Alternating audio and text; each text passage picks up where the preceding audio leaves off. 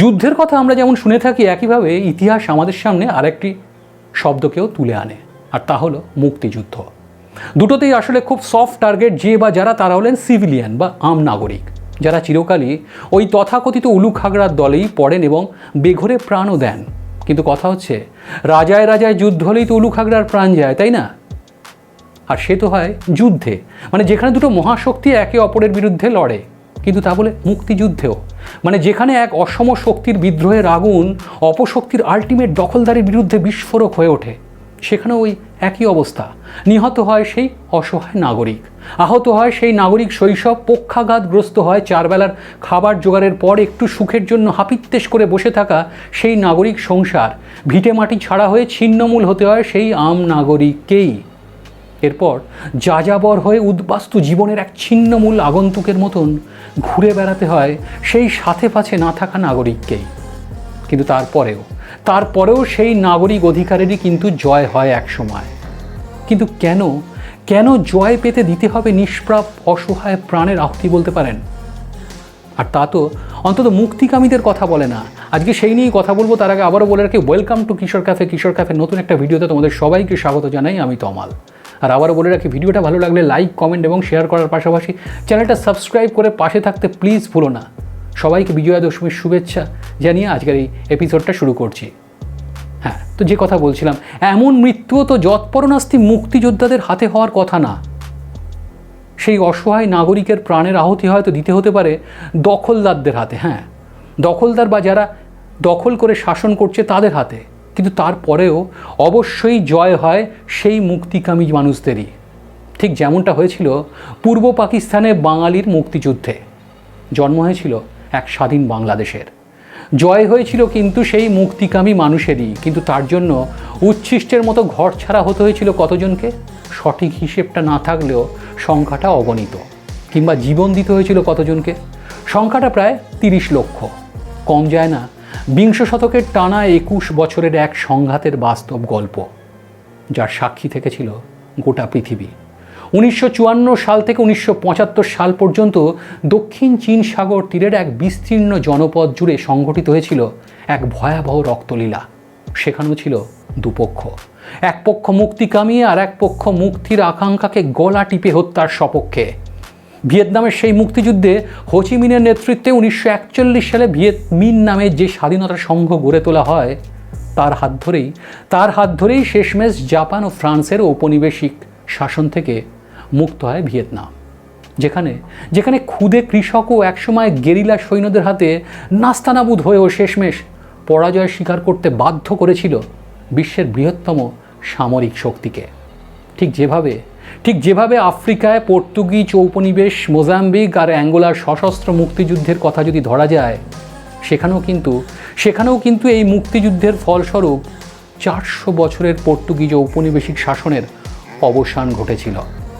Portuguese গেরিলাদের চোখে চোখ রেখে লড়েছিলেন নিপীড়িত মোজাম্বিকানরা। আর দক্ষিণ আফ্রিকায় মানবাধিকার এবং বর্ণবিদ্বেষের বিরুদ্ধে সংগঠিত দীর্ঘদিনের মুক্তি আন্দোলনের মধ্যে দিয়ে শ্বেতাঙ্গ শাসনের অবসান এবং কৃষ্ণাঙ্গদের ঐতিহাসিক ক্ষমতা দখল তো সত্যি ইতিহাসের পাতায় স্বর্ণাক্ষরেই থেকে যাবে, তাতে কোনো সন্দেহ নেই।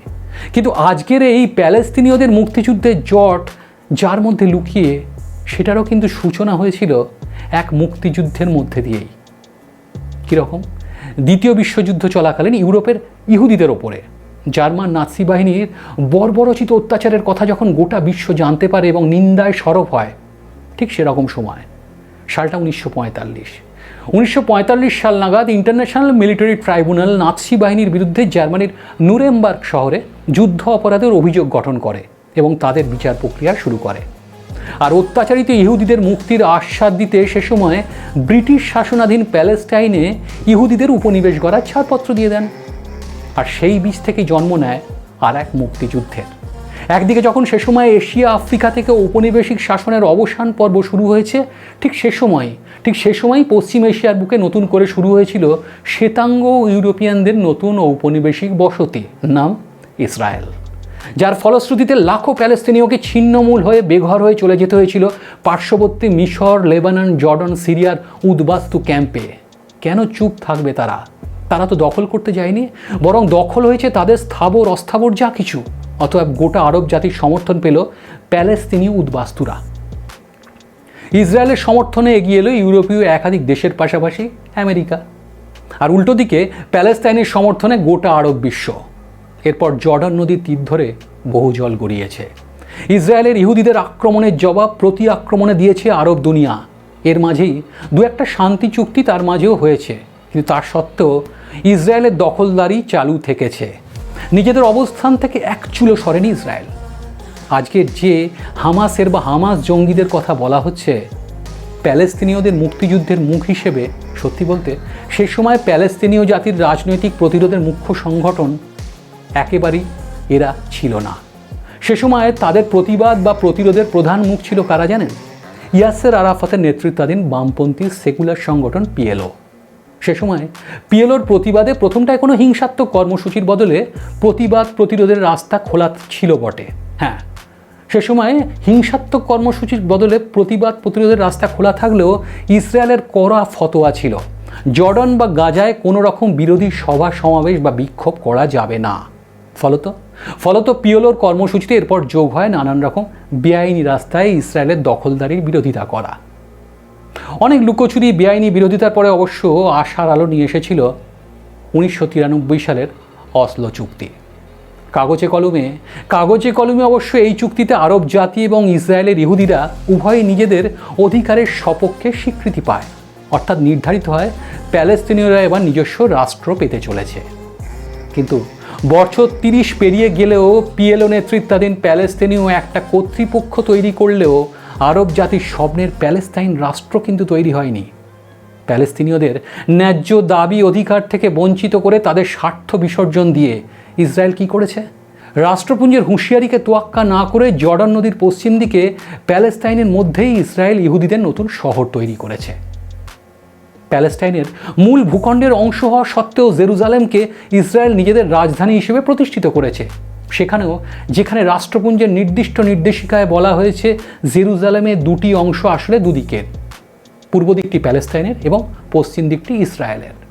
কিন্তু আবারও যথারীতি আন্তর্জাতিক মতকে উড়িয়ে দিয়ে ইসরায়েল নিজেদের মতকেই সুপ্রতিষ্ঠিত করেছে। অসলো চুক্তির পর ইসরায়েল সুকৌশলে কিছুটা চালাকির আশ্রয় নেয়। কিভাবে? তারা প্যালেস্তিনীয়দের প্রতিবাদ এবং প্রতিরোধের প্রধান মুখ পিএলওর সাংগঠনিক শক্তিকে সশস্ত্র সংগ্রামের পথ থেকে বের করে ইসরায়েলি নজরদারিতে প্রশাসন চালাতে বাধ্য করে, যা এক কথায় চলবে আসলে আমেরিকার ইউরোপের দান খয়রাতি এবং মধ্যস্থতাকারী হিসেবে রাষ্ট্রপুঞ্জের অঙ্গুলি হেলনে। কারণ প্যালেস্তিনীয়দের সার্বভৌম রাষ্ট্র কখনোই দেওয়া যাবে না। দিলে কি হবে? দিলে ইসরায়েল জানে লাখে লাখে ছিন্নমূল আরবি উদ্বাস্তুরা আজ পৃথিবীর যেসব নানান উদ্বাস্তু শিবিরে বাস করছেন তারা সব ফিরে আসবেন নিজেদের দেশে, শক্তি বাড়বে। ফলত ইসরায়েলে বা তার চারপাশে বসবাসকারী ইহুদিদের তুলনায় সংখ্যায় বেড়ে যেতে পারে আরবরা। খুব স্বাভাবিকভাবেই অস্তিত্ব সংকটে পড়বে ইসরায়েলের ইহুদিরা। সমস্যা হলো ইসরায়েলের এই নীতি পুরোপুরি মেনে না নিলেও পিএলওর একাধিক দুর্নীতিবাজ মুক্তিকামী নেতার চক্রান্তে একসময় তারা ইসরায়েলের সঙ্গে একটা অলিখিত সমঝোতায় আসে। ফলত প্যালেস্তিনীয়দের কাছে পিএলও ক্রমেই নিজেদের গুরুত্ব হারায়। খুব স্বাভাবিকভাবেই এ সময় যখন নতুন রাষ্ট্র গঠনের ভাবনা ক্ষীণ হয়ে আসছে ক্রমেই, তখন প্যালেস্তিনীয়দের মধ্যে ঠিক সে সময়ই প্যালেস্তাইনের মুক্তি আন্দোলনের রাশ চলে যায় ইসলামিক জেহাদি বা জঙ্গি সংগঠন হামাসের হাতে।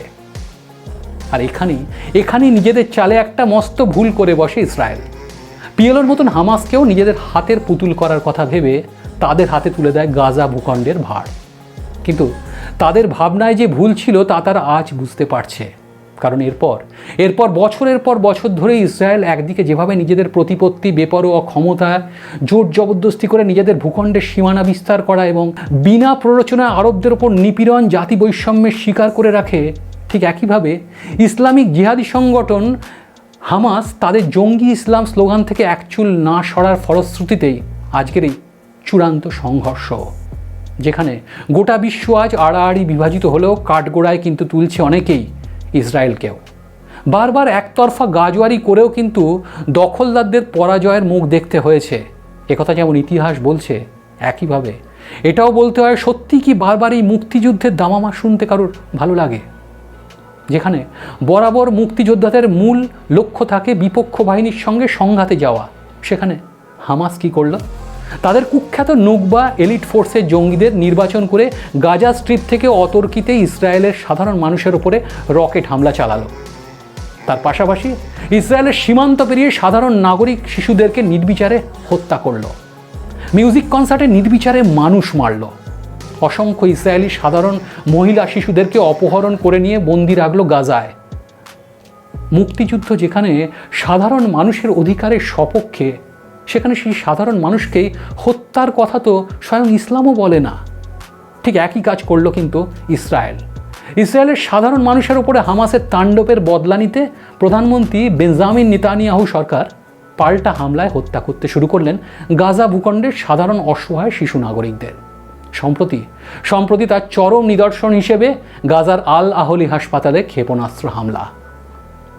ক্ষমতার লড়াইয়ে দুদেশের মানবিকতা আজ আস্তাকুড়ে। বিপন্ন জীবনটুকু নিয়ে কোনো মতে খড়কুটোর খোঁজে হাহুতাশ করছে সাধারণ নাগরিকরা।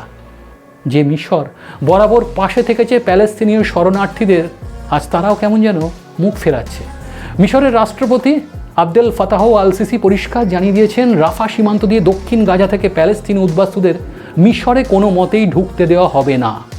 এদিকে গাজার বিশাল ভূখণ্ডের প্রায় 25 লক্ষ প্যালেস্তিনীয় মানুষের খাবার দাবার, জ্বালানি থেকে বিদ্যুৎ সরবরাহ পর্যন্ত বন্ধ করে দিয়েছে ইসরায়েল। এমনকি আন্তর্জাতিক ত্রাণ সামগ্রী পাঠানোর ওপরেও জারি হয়েছে তাদের চরম নিষেধাজ্ঞা। ভাবতে পারছেন, শিশুরা আজ উপসী, যুদ্ধবাজদের মনুষ্যত্ব আজ কবরে ঠাঁই নিয়েছে, সন্দেহ নেই। শুধু প্রশ্ন, স্বয়ং ইসরায়েলের প্রধানমন্ত্রী বেঞ্জামিন নেতানিয়াহু যে ইহুদিদের প্রতিনিধিত্ব করছেন আর আরবদের অস্তিত্বকে মাটিতে মিশিয়ে দিতে চাইছেন, ইতিহাস যেন তাকে আর একবার মনে করিয়ে দেয় জার্মানির নাৎসিদের হাতে ওই ইহুদিদের ওপর হওয়া সে সময়কার চূড়ান্ত অত্যাচার আর অস্তিত্ব সংকটের কথা, যার ফলশ্রুতিতেই তাদের আজই সার্বভৌম ইসরায়েল রাষ্ট্রপ্রাপ্তি। একই সঙ্গে সে সময় জার্মান প্রেসিডেন্টের ইহুদিদের জন্য প্রকাশ্যে ক্ষমা চাওয়ার ঘটনাও ইহুদিদের কাছে ছিল মানবিকতার এক বাড়তি প্রাপ্তি। হ্যাঁ, কিন্তু সেই ইহুদি সম্বলিত ইসরায়েলের এতটুকু নমনীয়তা দেখানোর নামগন্ধ নেই আজ। অথচ সেই ইতিহাসই বলছে, বঞ্চনা, বৈষম্য, অন্যায়, অত্যাচার যদি মানুষের পেটের খিদে আর অস্তিত্বের ওপরে ঘা দেয়, তাহলে ওই সাধারণ মুক্তিকামী মানুষরাই বিদ্রোহের আশ্রয়ে ঘুরে দাঁড়াবে, হয়তো দাঁড়াচ্ছেও। কারণ যে ইসরায়েলকে অপ্রতিরোধ্য ভেবে গুটিয়ে থাকতো, ভয় পেত আরব দুনিয়া, আজ তারাই দেখছে এদের দুর্ভেদ্য প্রাচীরও ভেদ করা যায়। আর তুলনায় স্বল্প ক্ষমতার হামাস যদি সেই কাজ করে দেখাতে পারে, তবে জর্ডান বা লেবাননে যেখানে কয়েক লক্ষ প্যালেস্তিনীয়দের বাস, তবে তাদের মধ্যে একটু একটু করে তৈরি হওয়া বিদ্রোহের আগুনে ঘি ঢালছে যারা, সেই হেজবুল্লাহ তো হামাসের থেকে অত্যাধুনিক এবং ভয়াবহ।